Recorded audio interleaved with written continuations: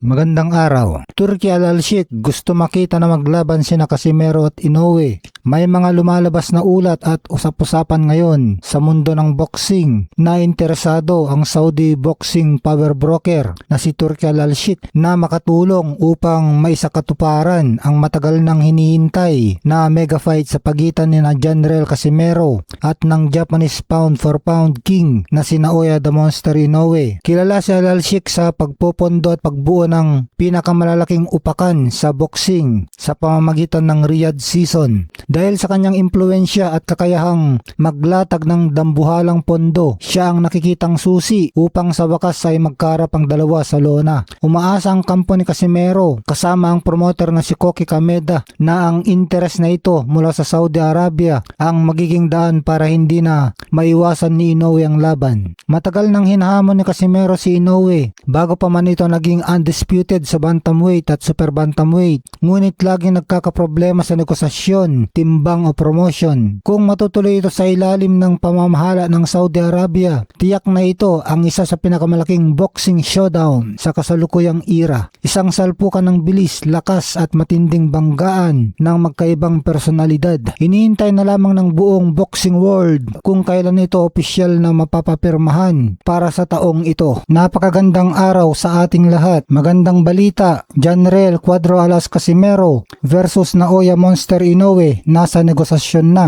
Isang tanyag na boxing insider analyst at content creator sa platform na X dating Twitter na si Great Chef Boxing. Pinost niya na ang tapatan ni Naoya Inoue at General Casimero ay in play na raw o nasa negosasyon na, inaayos na. Credible source itong si Great Chef Boxing na ito dahil may direktang komunikasyon siya sa mga sikat na boksingero at iba pang insider sa mundo ng boxing, kaya nakakakuha siya ng mga maagang balita bago pa ito opisyal na i-anunsyo. Ito yung eksaktong post. Breaking: Naoya the Monster Inoue versus General Cuadro Alas Casimero. I have been informed by a credible inside source that this fight is in play. Hashtag Inoue Casimero. Isinare na rin ng miyembro ng Team Casimero na si Papsi Cultura ang balitang ito na kinapsyonan niya ng "nakita ko lang, legit kaya".